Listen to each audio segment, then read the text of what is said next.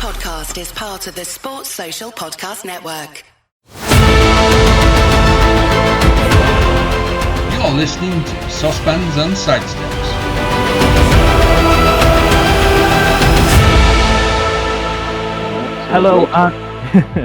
Hello and welcome to a special edition of the Saucepans and Sidesteps podcast. Joining me, Big M, as always, Mr. Huw Griffin. And joining us this evening, two Scarlets coaches, Scott Sneddon and Tom Phillips. Good evening, gentlemen. How are you all? Evening. Good, thank you. Good evening, guys. Very well, thanks. Yeah, we're delighted to have you on, guys. We're looking forward to getting really into the nitty-gritty of the discussion today. But Scott, we've had you on previously. A really popular episode last time that you came on. Tom, this is your podcasting debut. So, Tom, just tell us a bit about yourself, your progression into coaching, obviously Scarlets player, how you've gone from that to now your role in the under-18s and what the other things that you're doing for the Scarlets. You taken into the Scarlets Academy when I was 16 years old, so I'm 28 now, so 12 years ago. I went through the academy, came out to be a professional player, so I would have signed my first professional Scarlets contract, I would say 18, 19. I played for the club then until I was 24.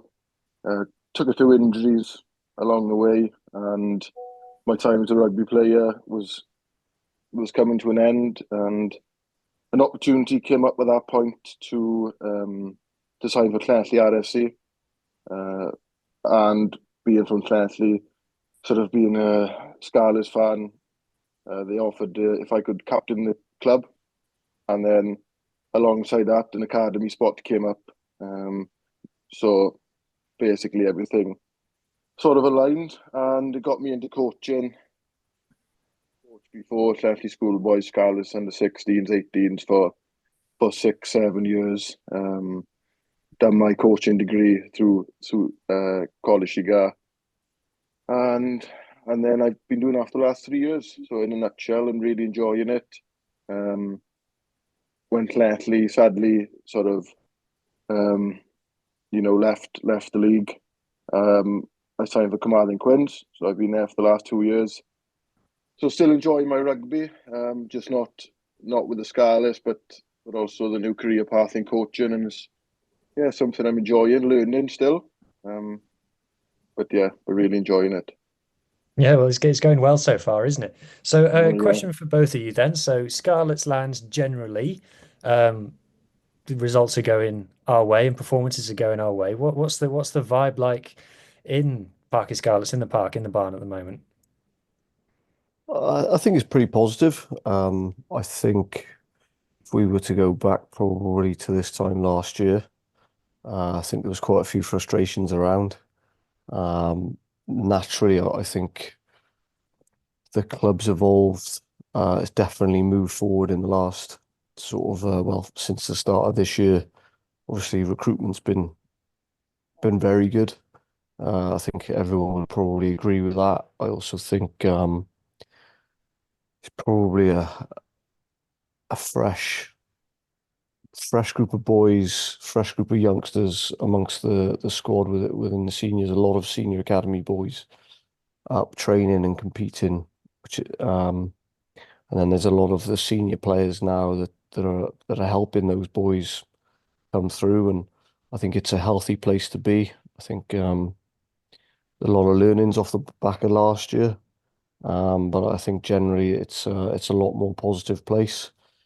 And I think, there's frustration that some of those results haven't gone our way, but I think generally the feeling with everyone is, we're way ahead of where we were last year, and yes, there's still things to work on and we can be better, but from a cultural point of view, it's a lot more positive. I think the pathway is, we obviously had a successful year last year, which Tom led up the 18s post Christmas and did a great job, and he's currently doing a great job with that group now. I think we're trying to create a positive experience within that pathway, and I think I hope and I think that's coming through. So when you talk about the culture and things, the big change kind of off the pitch over the summer was Lee Jones coming in, and part of his remit was to change the culture and stuff. Do you guys work for Lee? Do you report into Lee? I do. So myself and Gareth Williams report into Lee. I work closely with Dwayne as well. Um, yeah, I think he's very experienced, put a lot of processes in place. Probably got the business a bit closer together. Sort of the commercial, the marketing, the off-field, on-field, very much, yeah, sort of got all of those stakeholders in the company to come in and present what they do, and probably for the boys to appreciate actually what goes on off the field, to make the business run.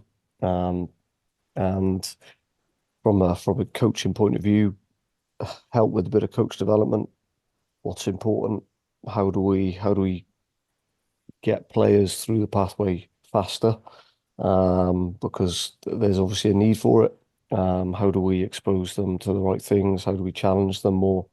How do we lift the tail of the group? But also what's important for winning.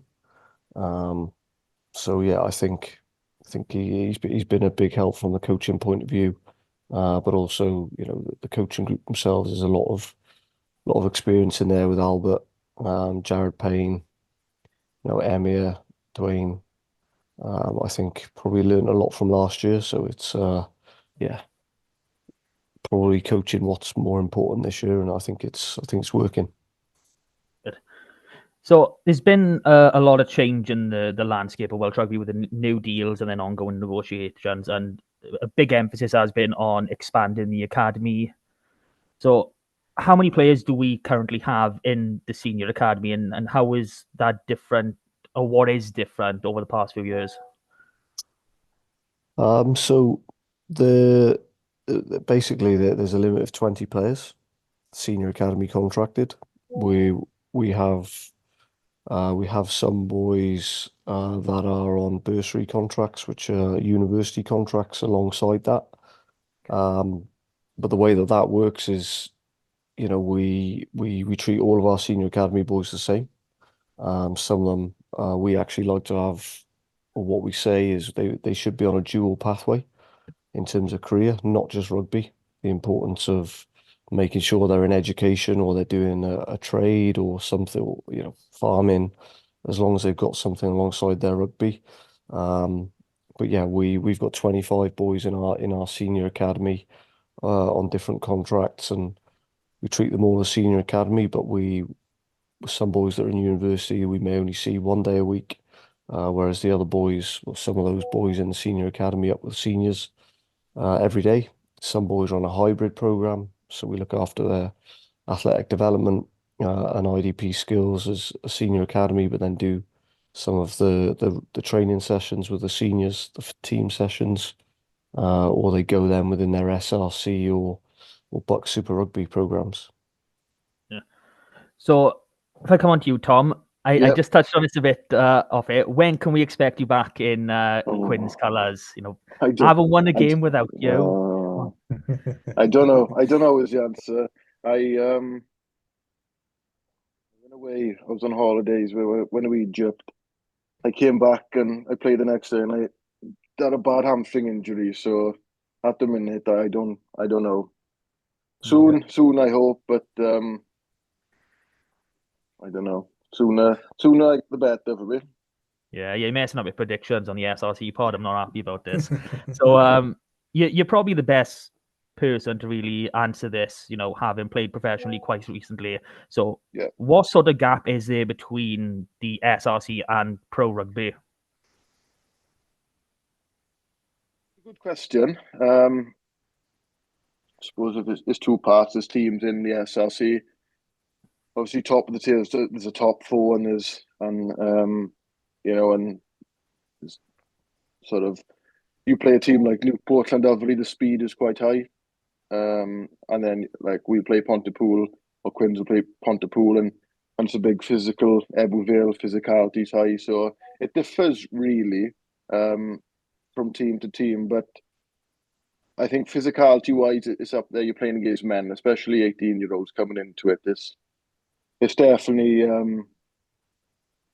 it's a step. Is it, exactly like playing Scarlets? I don't think so. I think the speed's a lot higher playing professionally, and how much time you have to react in game and make decisions. You've got a lot less time playing professional rugby, but it's definitely a development tool.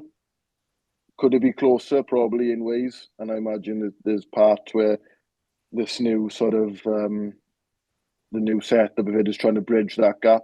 But my honest opinion is there's probably still a little way to go to get them closer. Would be my honest answer. So you've touched on a bit there. So, how valuable is this competition for these younger players? Is it definitely something that they need to be doing? Yeah, rugby is valuable. Playing is valuable for young players. So where just playing itself has massive benefits. And the higher, or the closer you can get that SRC to professional rugby, only benefits the whole system. But it gives boys exposure. I know it's especially boys going in the 20s now with the Welsh 20 set up with Scott. It's a great tool for coaches to see boys play in that league and to see where they're at. And yeah, it's a development tool. How? Go on, sorry, Scott. You jump in there if you want. Sorry, yeah, I just back up what Tom says. I think if you think of the 18-year-olds straight out of school, unless they've played international rugby at 18s, which some of them won't have because they're the wrong side of Christmas. Their highest level is rag 18s, which is a good level. But then the next level straight into SRC, which a lot of them have done, it's quite a steep learning curve. And I think, some boys, the first 3 months generally is the toughest 3 months they'll probably have in their whole career, because the going from playing schoolboy to men's SRC rugby is a huge step. It's great, and from a development tool, yeah, it's not where the URC is in terms of speed and the intensity. But they got collisions, big collisions, if you're coming up against Tom and he's angry. But generally you see if the boys have played 8+ games, 10+ games pre-Christmas, including the friendlies, you definitely see the benefit, when we come to, I guess, selecting the 20s group and the boys that have been around week in, week out. You see the rate of development, and post-Christmas, you see the benefits of that because they're physically ready for it, and they've sort of adjusted to life playing men's rugby. Yeah. So coming back to something that Tom mentioned about rugby being valuable, the rugby itself, and Scott, this is kind of a question for you. For the first time in what feels like forever, Scarlet's senior squad isn't having an injury crisis, and we're getting a lot of consistency into the selection, and we're seeing the same sort of 25 plus getting picked every week, and that's kind of meant that the opportunities for some of the younger boys are kind of at a premium. We're seeing the likes of Ben Williams and Carwyn Tupelotti, who were getting tons of game time for the Scarlets last season, and now in the SRC. From your point of view, how do you manage that? Because it must be, you must be thinking, it's a shame that there's that opportunity for this player to step up into the URC just because we're not having the injury problems that we used to having, isn't there at the moment? There's still injury problems, but it just seems to be in certain positions. But I think we've strengthened well over the summer. I also think some of the youngsters that are coming through, it's their job to push the guys out of their positions. I think we've recruited well in terms of, and we got boys back fit, like Josh McLeod as an example. Josh has come back fit and he's been firing. He's been very unfortunate last couple of years, but the consistency with him, obviously Plumtree, those Welsh boys playing week out, it is difficult for Carwyn and Ben. to be in and around that URC group. But Carwyn hasn't played a lot of rugby over the last few years. And it's important that he just plays. He's got to play 80 minutes back to back to know what that's like, to be able to then get a run of, or to get into some form to be knocking on the door. The challenge for those boys going back down to play SRC is they've got to be consistently the best player on the field. And that's only going to help drive the standards of the players around them. And that's what we expect. And you know, that's what Dwayne wants them to do. And, you know, some weeks they're not, and they're told. And, you know, they should be. They're training full time, week in, week out. They should be, you know, there are some good players in the SRC, but these guys are full time. So they should be above bringing that level up. I guess, Tom, from your point of view, being a member of the playing group, what's it like when those Scarlets boys come in? Is it, particularly at Quins, where we see a huge volume of them, is that a challenge to manage sometimes as one of the leaders in that environment? I think, I suppose, touch back on what you said, seeing them more this year. I think it's tough for a player when you're dropping in and then for the next two games you're somewhere else and then you're back. It's quite hard to integrate into a group when you're not there. I think what's been really beneficial for these boys and likewise loads of boys, you know, it's not just them two you name, is being able to sort of be there a couple of weeks, integrate, understand the flow of an SRC game. Like, it's quite difficult when you train at a pace with British Lions around you and the certain way the game runs in within a professional environment. Like, sometimes it takes a bit to adjust and understand that, you know, the game is slower. You know, there's little intricacies you might not pick up. So having that run, I think, especially, you know, I'll use Kaz as an example. I think the last few games he's been really good. You know, he's improving and he's been a massive asset to us. Likewise, everyone. So I think it's been beneficial seeing them more. I hope the players would think it's been beneficial, sort of being involved in the group and getting to know everyone, really. I was a player when sometimes you would just drop down on a Thursday and out of teams, and sometimes you don't get that sense of belonging because, well, how can you feel part of a team if you play one game every 4 months? But I think having this opportunity now is only doing them, you know, or having a benefit for them. Yeah. So it can be quite a long process from gaining that first pro contract at, you know, like 18, 19 to making, you know, a competitive appearance, not just a preseason, you know, friendly game. So, you know, and obviously, Tom, you know, making the senior academy isn't the guarantee of having a long professional career. You know, there's injuries along the way, etc., etc. So, you know, in those 20 boys in that academy that, you know, you're sort of, you know, your limit is, you know, what sort of percentage or ratio do you consider would be successful? How many of them do you expect to make that gap up into the senior team? Well, we're currently going through a performance plan and having a few discussions around that. And I don't think it's a year-on-year thing. You know, we spoke around, you know, maybe trying to aim for sort of three guys each year that can then go on, you know, and graduate effectively to a senior contract. But there's some years, and you know, it might be this year that we have, you know, a few boys going on to senior contracts next year, and we might have 4 or 5. But the year after we might only have 1 or 2. So I think if we can have on average, you know, 3 every year graduating up to senior contracts. And don't get me wrong, some of these boys on senior academy contracts could be on sort of 3-year contracts. So that, you know, we're not expecting them to be professional after year 1 or year 2. It might be year 3 that they go and graduate. Some boys will graduate to senior contracts after 2 years. You know, the likes of Max Page, potentially Josh Morse, Harry Thomas, Isaac Young, those sorts of boys that are, that have had that opportunity, have done well at age grade. They've stepped up with seniors, and that they're competing. So,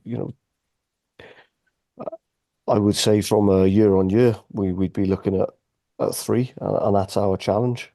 But one year might be five, next year might be one. So, on average, we've got to best prepare them to play men's rugby. And yeah, that's the reality of world rugby now, not just Welsh rugby. I think everybody's quick to jump on how maybe bad Welsh rugby is. Well, I think the world's maybe got to open their eyes to, apart from France, that and South Africa, their pathways are booming just because of sheer numbers. Um, you know, Financially, almost every continent is struggling financially from a rugby point of view. So everybody's got to develop from within.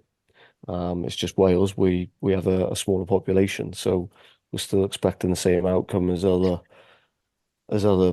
countries, but with a lot less numbers. But our challenge is bring the quality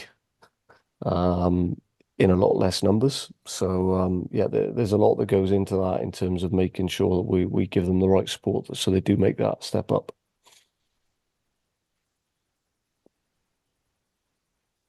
Get myself off mute, that'll help. Coming back to something that was mentioned earlier, like I think Tom, you said about playing against men, going from playing against boys to playing against men. Obviously, different positions in rugby mature at different ages, and you see like an 18 or 17-year-old winger can burst onto the international scene. And I think sometimes fans are like, when someone's 21, 22, they're thinking, oh, when's he going to hit top gear and things. So for different positions, for someone who's maybe just trying to understand a bit more about age grade rugby, when would you say, maybe a forward you'd be expecting them to be, say, not playing boys rugby anymore compared to a back maybe? I think for me, it's something I learned quickly, sort of coming into the role, especially under 18s, is there's always different rates of maturity. People mature at different ages.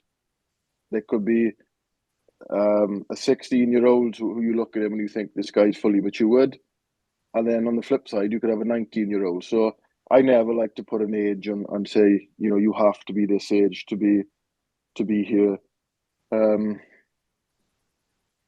So I'm very much, where the player's at is where he's at, and there's a rate of development, and that's different for everyone.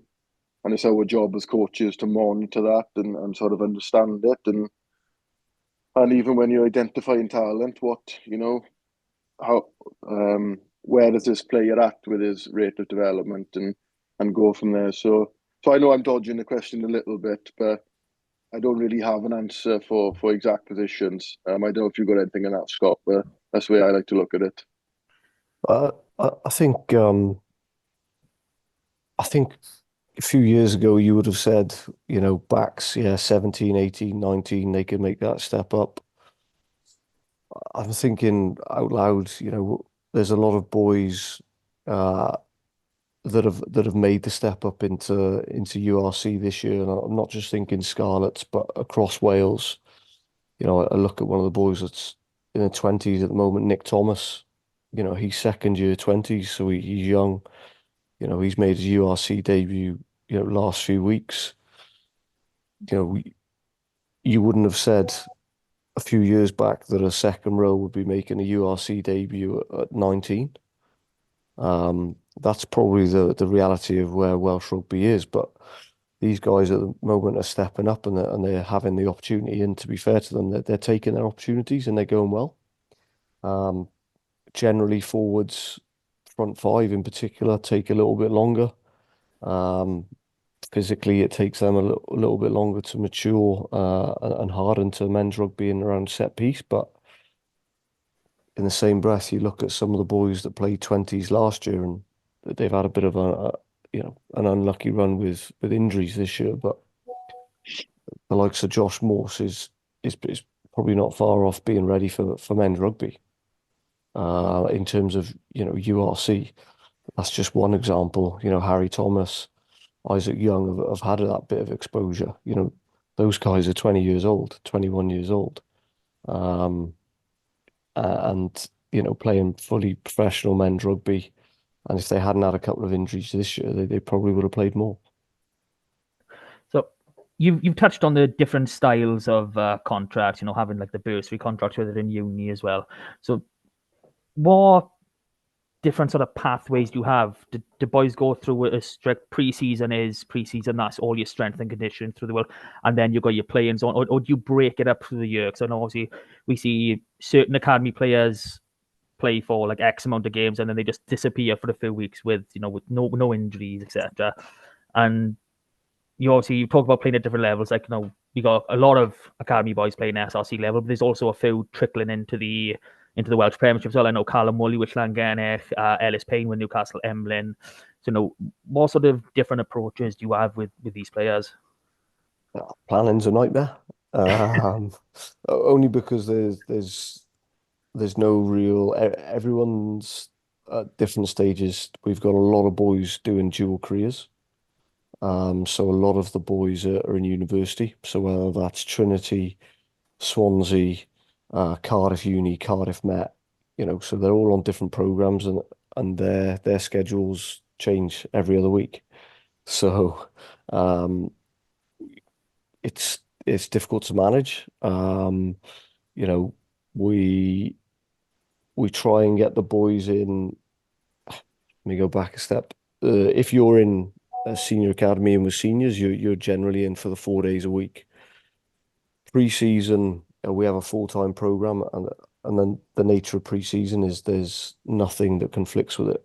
So obviously the universities don't start until sort of start of September or middle of August, start of September. So we get a good 6 to 8 week block with the boys then, and that's vital. Physical development, sort of athletic development in terms of their movement, their ability to gain muscle mass and strength. But it's also a great opportunity to have these boys in a full-time environment day in, day out. Because when they go into September to sort of December, they're in university, and their schedules, we might only see them for an hour for weights or an hour for speed and weights a day. Then they're into the SRC club. So it very much changes on what schedule they're on. Usually it'll be weights, skills on a Monday, in season weights and speed on a Tuesday, plus then rugby. So whether that's SRC or whether it's Welsh Premiership, Wednesday's generally off. Thursday will be your sort of change of direction, agility, SRC. Friday then we run a Steelers session, which is your non-23 players plus senior academy and some junior academy boys, which is a great session because you have the different levels of ability. We've run that before with boys coming back to fitness, as well as some senior academy and junior academy boys, and it's a great session. You get some good coaching, and we try and use that as a dose of higher intensity for the boys, almost to shock them to bring their level up if they've not been around the seniors. But generally they're in 4 days a week. It's just their schedule could be mornings, afternoons. If boys are playing Bucks Super Rugby, then their schedule is completely different. That is, well, I don't envy your job. Does it sound like a leave it at nightmare? that. It sounds like an absolute nightmare. There's a lot of moving parts. Lots of moving on, many different gears, many cogs. So if we move on to the junior academy bit now, so current Rag 18s champions, competition starts now in a couple of weeks. Slightly different format this year. There's a semi-final and a finals weekend added on to the end, which more games, as you said. Which means we'll have to beat him twice. It's fine. So how has the training and the planning gone so far? And obviously, how do you get under 18s to not gorge over Christmas? That's the main one more than anything.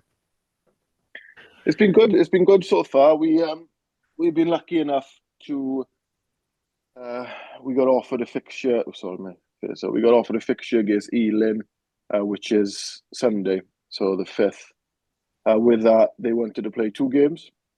So we got 1 game at 3 o'clock and 1 at 5. Now, what that leaves us do is, or lets us do, is reach out to more people. So there's plenty of talent in the pathway. So what we've done is we've picked a wider squad to play. So we've got 1 team playing and then another team playing. So in that, there's about 50 boys, all from the Scarlets pathway or the Scarlets region. Some from Llandovery Col that have played well and have come into the age grid. But it's a nice gesture, we like to keep an eye on talent. And, as anyone from Llanelli or West Wales would know, the geography of the Scarlets region is massive.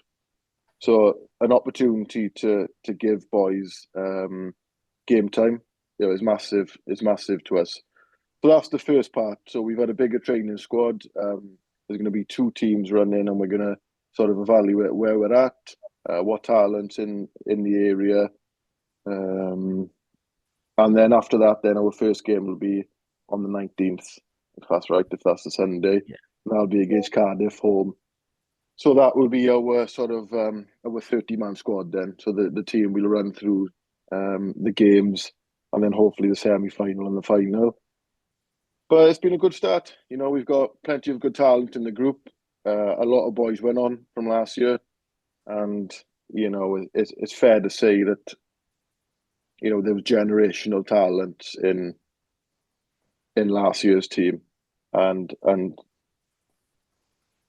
they were good players. And I've been around playing and coaching for a long time. And if you look at, say, off the top of my head, the impact that T and Sparrow had in that group, we are talking generational talent at under 18s. So I've very much been, me and the coaching staff, cautious that we're not sort of living in the shadows of last year. This is a new group. We'll find our own way and we'll try to develop talent, or we will develop talent, and how that looks results-wise will be, what it is. But our main sort of objective of Scarlets is to make these boys better. And if that's paired with winning, then brilliant. But if we can look back at the end of the block and think, the 30 boys or the 35 boys have become better players, then that's the real win for us coaches.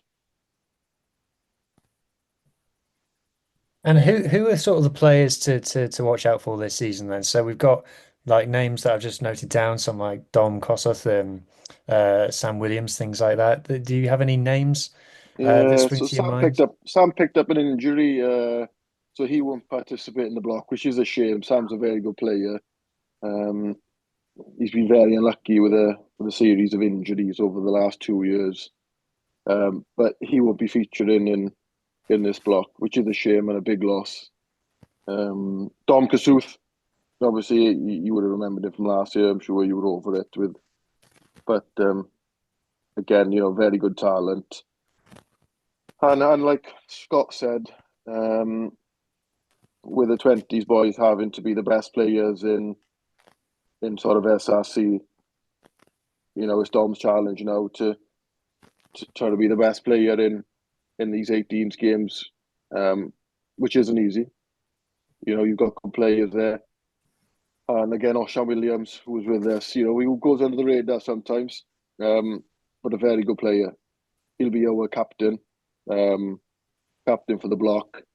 And again, it'll be a great opportunity for him. Who else have we got? I'm trying to think. I don't like putting too much pressure on people. You've got Carwyn, who will be involved too. Again, I'm sure everyone appreciates is a young superstar in the making. Well, we did a highlights reel for him after the final, and he got 50,000 views on TikTok so far. Yeah, so no, you're welcome, Cohen. Yeah, Griff Watkins, in the centre, again, exceptional talent. He's done really well. He done well for us last year. He, he's been sort of the go-to man in Llandovery. So again, another brilliant player. first years, you've got a good 7, Jack Clark, sort of, who's coming in behind Tien Sparrow, so it's a tough jersey to fill. That 7 spot, I think, for the next couple of years will always be, have the pressure of filling the sensational year that, Tien had. But yeah, we got loads of good players. Can I just touch upon? Yeah, I think we're pretty fortunate within the region that we've got really good pathways in terms of schools and colleges. Obviously, Llandovery Cole won the Welsh Schools and Colleges League, and their performance in the final, was it 13 boys we had involved in that? Did I get that right? 11 or 13? That. So that's great. Like, obviously, Coleg Cigar still be kicking themselves that they didn't make that final. But those guys, had another strong year, and they'll always have a strong pathway. And outside of that, we've been really fortunate with the Welsh schools. They've gone really well within the National Schools Cup there, and we're pretty fortunate that outside of Llandovery Cole, Coleg Cigar, we've got some talented boys that have chosen to go through the Welsh medium education, and they're pushing the boys that have been through sort of the performance pathways. So yeah, we do have strong squads and good coaching alongside that. So we're pretty fortunate. We don't have loads and loads of numbers and geographical nightmare at times to try and coordinate it all, Tom, isn't it? But that's credit to all the guys in the junior academy, because Tom, Rods, Jack Robotham, who does S&C, which we're out in Llandovery College, Coleg Cigar, and the other schools and colleges every week, which I think we're probably the only region that does that. So we obviously are seeing the benefits, and that's down to the hard work that those guys are doing. So when it comes to selecting these squads, obviously, when it comes to the under-16s, obviously the Dewar Shield is now more aligned. They play that after Christmas, and then you take them on. So you use those games obviously to select those boys. But when it comes to the under-18s, obviously it's a bit more of a wider spread. And with the split in the schools and colleges league, now you've got a Conference A and a Conference B, and obviously, I think a lot of people kind of disregard Pembroke and Ceredigion to a certain degree when they think about the Scarlets. They just generally think about Llanelli and Carmarthenshire. So logistically, like you said, it is always going to be a nightmare because just a huge spread, like almost 400 square kilometers. It's just unreal compared to the others. Yeah. So how do you manage with those boys? Because obviously, trying to bring them into Coleg Cigar or Llandovery College, it isn't always a simple thing. When you're talking, they'd have to be traveling for over an hour just to go to school. Yeah. One thing we don't do as a Scarlets is push anyone to any school. We've put as a junior academy a massive focus on that the Scarlets will find the player wherever they are. Now in that there's people that want to do trades, carpentry. There's people who want to study in the medium of Welsh. There are some people who naturally go to Coleg Cigar or Llandovery. So with that, what we've done is we go and find the player. So if they're in school, if they're in Brumarthen, or if they're in CSG, or if they're anywhere, we will cater around them, because I think it's massively important. I think, like you touched on earlier, that not everyone is going to be a professional rugby player due to performance, due to injury, or due to whatever reason.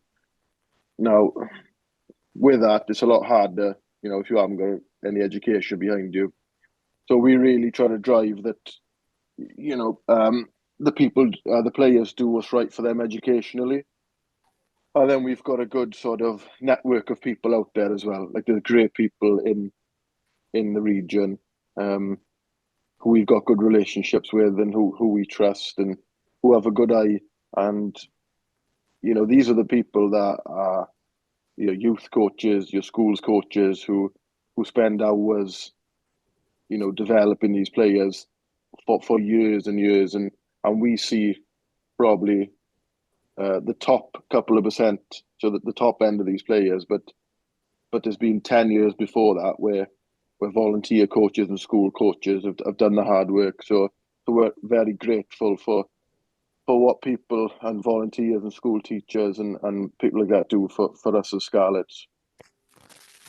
Mark, can I just touch on the Pems and Ceredigion? Yeah, So, go for it.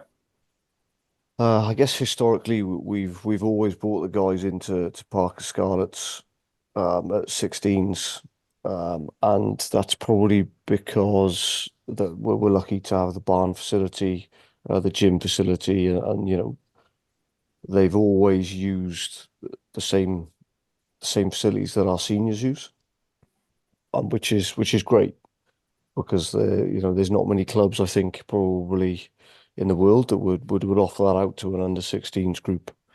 On the flip side of that can be an hour and 3/4 for some people to drive into Parker Scarlets. So we made a change last year, and the 16s West we held out of Haverfordwest. We had some good coaches down there. We had a good program. Unfortunately, not unfortunately, it was great to run it down there, and it was a success.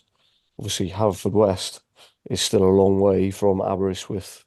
So, you know, we are looking at ways that like where is the best opportunity for us to service the west of the region. And look, I spoke about performance plan earlier. I'd love it in 4 or 5 years' time if we've got 5 skills hubs across the region, which is effectively our dual shield groups that we are staffing, and we've got three evenings a week where we're S&C and we're rugby. Because if you think what that would do in terms of upskilling boys, whether they go on to play professionally or whether they play semi-professionally, SRC, Welsh Premiership, or community rugby. What that's going to do is more better players for the region, which is going to drive standards across the region. So we are making a bigger effort, or have done in the last 18 months, and will go above and beyond in the next sort of 3-4 years to make sure that, you know, Pems and Ceredigion get equal eyes, if not more eyes, than what the rest of the region get. And I know that Gareth Williams is doing a good job with that at the moment. So, you know, he's met with all the parents from both around the 16s and Jewish Shield, and you know we're constantly seeking feedback because we don't always get it right. And you know, I'd love to be sat here saying that the academy can staff it full time from a West hub and an East hub, because that would be ideal. But if you could get me a good facility in the Bang, well, in the centre of the region where we could do it all, that's got a 4G barn access right next door to a gym and a full-size pitch and offices and meeting rooms, I'd bite your hand off. But unfortunately, we don't. So you know we're doing the best that we can at the moment with the facilities that we've got. But if there's anybody financially that wants to invest in the region or in the pathway and build a Scarlets Academy base, then give me a call. So basically, we need our base somewhere around Whitland. Is that what you're saying? That'd be a nice place for you. Look, I think like Carmarthen is, you know, relatively central.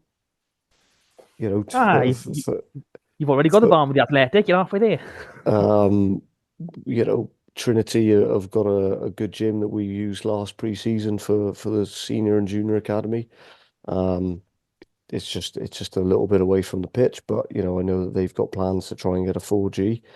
Look, we are 4 or 5 plus maybe years to get the ideal hub, but you know, we are doing our best at the moment with the staff that we've got to make sure that we continue to grow the pathway in the west of the region, because you know Tom can expand more, but we know that the 15s and 16s in Ceredigion and Pembrokeshire this year are strong, really strong.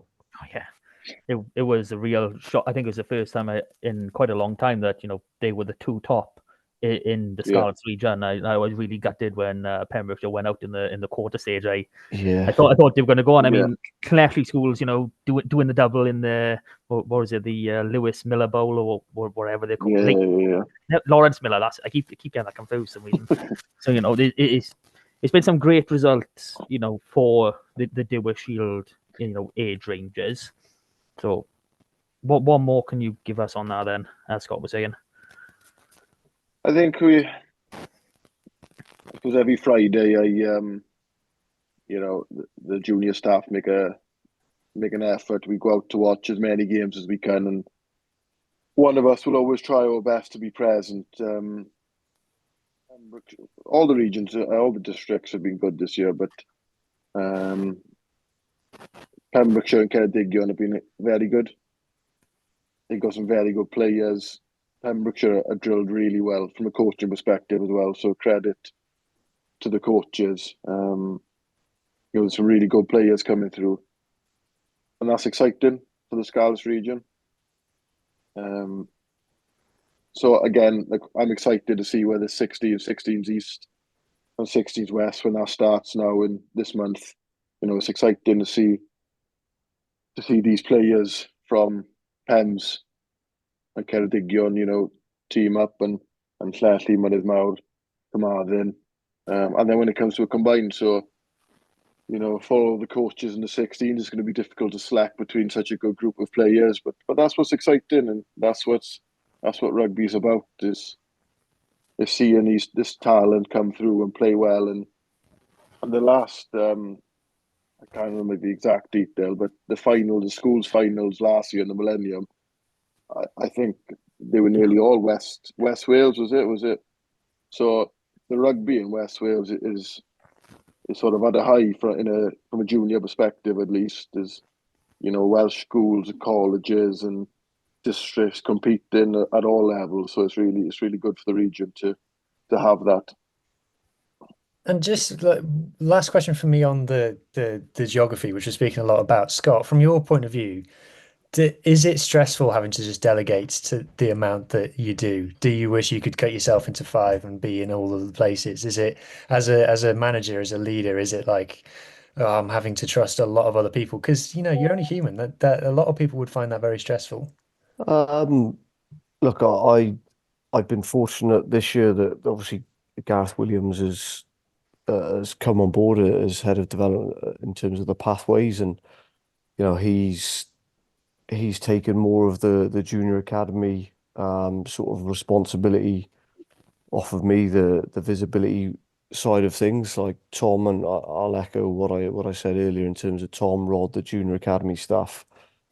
Like if people could see what their weeks look like and where they go and what they do, you've got to remember we are on a limited number of staffing, full-time staffing that is, and they're out on the road every day, and some of their days will start at 7 a.m. and maybe not finish till 8 p.m. That's certain times of the year it's pretty long days. Like I've got, we as a region have got a lot of trust in sort of the guys that are coaching. Like, can we offer more support? Like, yes, we can, and we'd love to, and we want to continue to provide that in terms of coach development and more player development. And that's in the plans, but we've also got to trust the people that are in there, because they're our greatest enablers. They are doing a good job at the moment. The likes of Pems and Ceredigion and all of the Dewar Shield groups this year, they've got good people involved. If we can just assist them with, how we can help them get better and build better environments, and what's important for those guys at that age group in terms of trying to line the pathway, then we've only got so many pairs of hands, and it is about trust. And I think we've got some really good people involved. So you just spoke about some of the people who have very, very long days. You especially are one of those. I know I've had messages off you at 6 o'clock in the morning on the way to work, and then like 9:30, 10 o'clock on the way home, because you don't just take on the academy, you take on the transition job with the senior squad, and you're covering the Wales under-20s defence as well. So Yeah, I was look again. I'm lucky that when I last year was pretty full on. I took on the twenties role because it was an opportunity that you don't often get to go and coach your country. I was pretty fortunate to be asked to do the defence, so I couldn't turn it down. My wife still resents me for that. She's downstairs probably listening in. But it was difficult to balance everything. I've been fortunate that Babs has obviously helped massively this year, and also the rest of the academy staff. So I'm not down Scarlets every day when I'm in with the twenties, because the twenties is a full-time program. So um, yeah, there's a couple of days where I am down west, which they are six till nine. But it's just last year that was tough. This year, lucky, look, Tom, Phil, Rods, those guys can take over some of my stuff when I'm in with twenties, and they're good coaches. So I don't have to worry about anything being left, because those guys are pretty good, and they're aligned with what we want to achieve.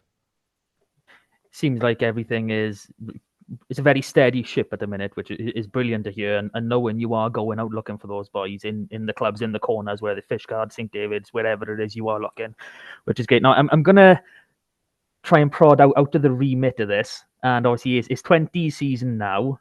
So what sort of representation should we be expecting? I'm not going to ask for names just in case, but should we expect a nice contingent of Scarlets when the squad's announced? Look, there's a 40-man training squad at the moment. We've got 7 boys in there.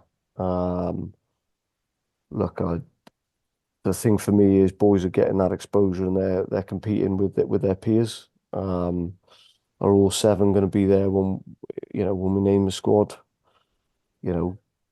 Maybe they'll be thereabouts. What I do know is they're competing at the moment, so our target is 5 plus each year on Are year. you in the selection meetings? Because surely Yes. surely you've got like Lee Jones's voice in the back of your head, like, Scott, make sure you get lots of Scarlett's voice in there, right? Look, there's boys that will miss out, but also there's certain years you have really competitive positions, and there's a couple of boys in the back row that have missed out on the initial cut with us, and that's generally because like back row is really competitive amongst Wales 20s this year, and that's not to say that our players aren't good enough, but it's just the boys that we've selected are very good.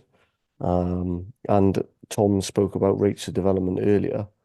Some of our boys have been injured at the first couple of months of the season, so they may miss out on the Six Nations, but they've now got to aim for either the Wales 19s that is in April, or they shoot for the Junior World Cup, which they would have then played sort of 10, 12 games in the lead up to that, whereas pre-Christmas, they've been injured. So yeah, I'm hoping for 6, 7 boys to be in that squad and competing.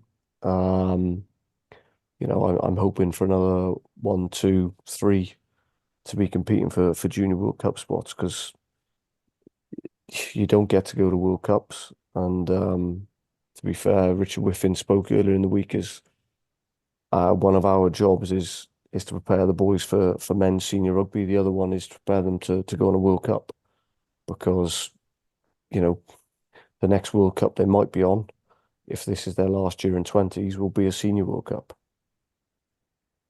So obviously, when it comes to senior men's rugby, it's still very much a case that the Six Nations is the end all beyond. Is that the case with the under-20s? Is the focus more towards the Six Nations, or is it all towards the Junior World Cup? That's a good question. You're probing now, aren't you? Look, I think the nature of it is the World Cup. It's a World Cup. You're competing against the best teams in the world. Last year we played New Zealand, South Africa, Australia, like some of those guys will go on to be, the best players in the world. So that is the pinnacle. But the Six Nations is a performance tournament.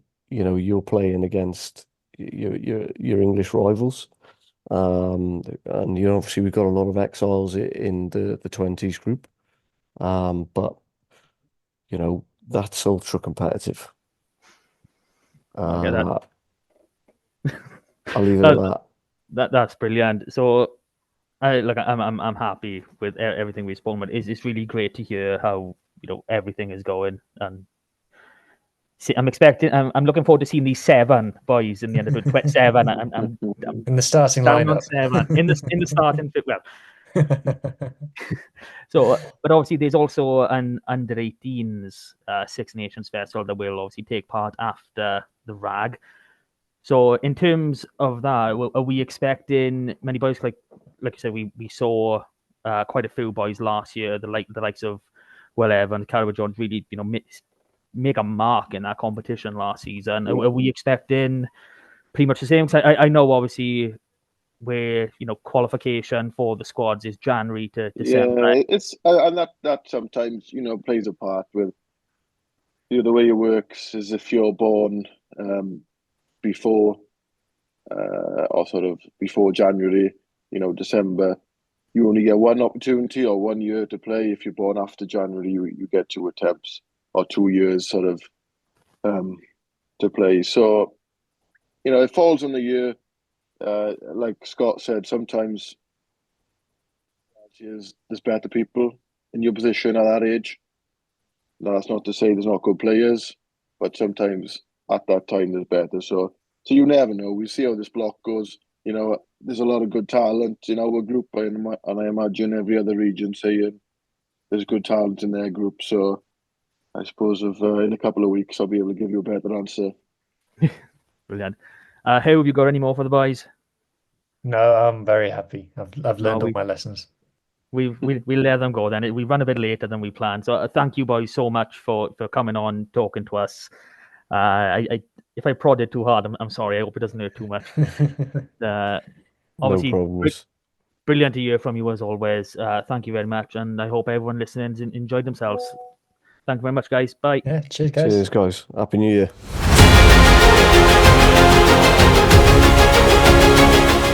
That was Saucepans and Sidesteps. Please rate, review and share on socials if you can, and join us again next week for more of the same. And until then, enjoy your rugby.